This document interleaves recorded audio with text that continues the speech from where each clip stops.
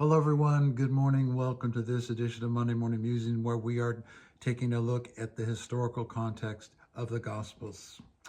We left off with Herod dying, all hell breaking loose. He appoints Archelaus as who's one of his sons, as his successor. Herod sets up the golden eagle. The mob gathers. He kills them all. So when Herod dies, the lid is blown off. It's like every faction, political, social, religious faction existing in Jerusalem particularly, but not just Jerusalem, but it would be the hub of activity, was more or less tamped down. They existed, they were there, and by the way, they hated each other's guts. So this idea that at the time of Jesus, there was this wonderful thing called Judaism, and everybody was in agreement. And we just need to continue the way they lived in the first century. It's just a myth. Any semblance of harmony was because of the heavy hand of Herod. So he dies, all hell breaks loose. And the members of the mob that Herod didn't wipe out at the first shot, Archelaus sends in the army. Now remember, Archelaus has not been approved by Rome. The mob doesn't want to wait for Roman approval. They want their own guy. Archelaus feels he's entitled. His dad said. Archelaus sends the army into Jerusalem, kills 3,000 people. 3,000 Jewish rioters. What was happening is the resentment against Rome that had been literally bubbling since the occupation.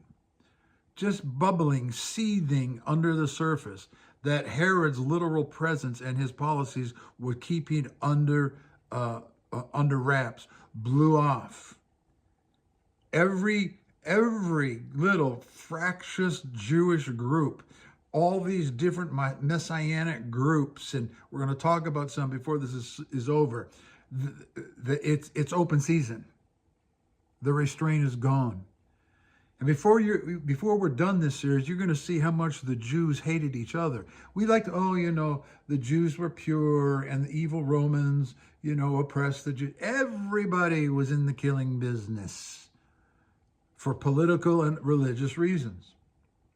So, Archelaus is the pseudo-ruler in Judea. The only problem is, at the same time, his brother Antipater was in Rome at the time. And the Jews living in Rome weren't happy with this hand-picked, unapproved leader of their country. They were not happy with the way the temple establishment was being run and the temple infrastructure was being run. They had good reason to not be happy. It was a thoroughly corrupt institution. Were there honorable individuals? I'm sure there were. Just like today, the church is thoroughly corrupt, but it doesn't mean that every individual in the church is corrupt. It means it was systemic corruption. So they complain. Antipater and the Jews in Rome complain to Caesar, who is Augustus at this time. Hey, we don't want any of his kids. The whole Herodian thing. The guy was a tyrant. We hated him. He was an Idumean half Jew. Yeah, he built us a nice building. We plugged our nose. We put up with him. He wasn't even really one of us. He's half faking it. We don't want any of his kids in charge. We want a theocracy that is accountable to Rome. Get rid of the whole Herodian line. Don't want any of them. So Augustus, who was no slouch as a politician himself, compromises. He tries to please everyone.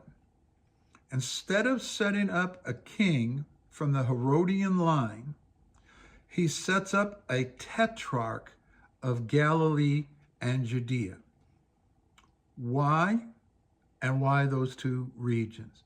Galilee and Judea were the central population centers in the area. And they had large populations of non-Jews. That is going to be very significant before this series is over. Keep that in mind. And because of the commerce and trade that was coming out of Galilee and Judea with non-Jews involved, Augustus was smart. I got to have my man overseeing this. And even the building of Caesarea. Caesarea was built as a mixed city, Jew, Gentile, both populations.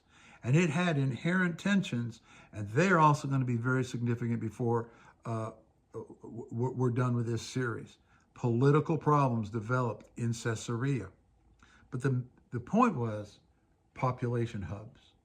Population hubs with a significant non-Jewish population. Why? Well, this is going to help keep things secular. Yeah, I'm going to let the Jews do their things, but I've got a power base. So Augustus tries to thread the needle, walk the fence. Short version. After Augustus made this move, everybody was answerable to Rome. And being the astute politician that Augustus and the Romans were, they shifted their hostility. Rather than settle differences through negotiation, the Augustus's Roman rule would actually foment, stir up, divide, and promote inter-Judean conflict. He would promote hostility. And in terms of politics, it's a brilliant strategy. Keep your opponents fighting with each other, preoccupied with fighting with each other instead of fighting with you. And Augustus did that brilliantly. And so, in 6 CE,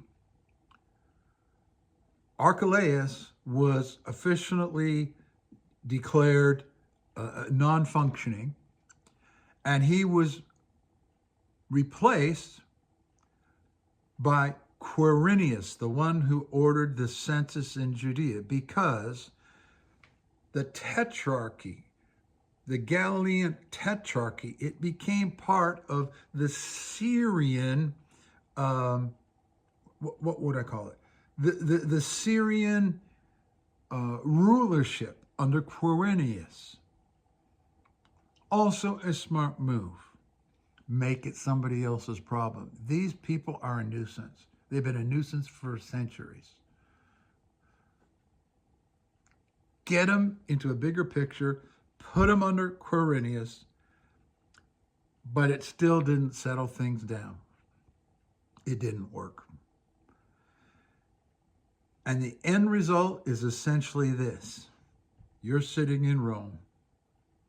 What the heck is going on over there? When Herod was alive, I wasn't having these problems, or we weren't having these problems. Just what is going on in Jerusalem? What is going on in Judea? Get it under control. And we're going to dive in the next episode on what was going on. I think you'll find it fascinating. See you next time.